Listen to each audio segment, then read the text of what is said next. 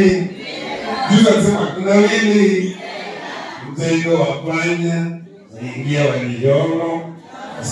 Wow. Jibu nini? Kwanza anafunza nini hapo? Hiyo ni methali. Anapofunza nini? Vitendawili. Utaulizwa kwenye mtihani, eleza jinsi muundo wa kitendawili. Unasikia baba anakuambia nawili mtego wa panya uingia waliomo na wasiokuwamo. Jibu nini? Ameshindwa. Haya, siku nipe muji basi. Muji, nipe muji. Muji wa matunda. Haya, nilienda matunda, watu wa matunda wakasema na wasalima mjambo. Nipatie nyinyi jibu. Sasa kulikuwa na panya. Akaekewa mtego.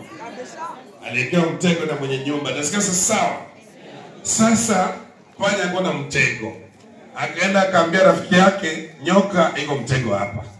Twende tuwe mtego. Akaambia mimi sitaki, sio mtego ni yako. Akaenda akaambia mbuzi, twende tuwe mtego. Akasema mimi sitaki. Kuku tuwe mtego, mimi sitaki. Ng'ombe tuwe mtego, hapana, mtego ni yako. Sasa kesho huyu mkulima akaumwa na nyoka. Akapelekwa hospitalini akakufa.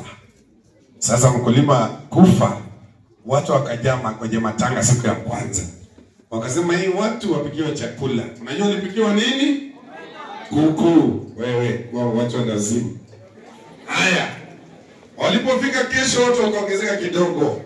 Wakasema sasa watu ni wengi, tuwapikie nini? Mbuzi. Sasa mbuzi akachinjwa.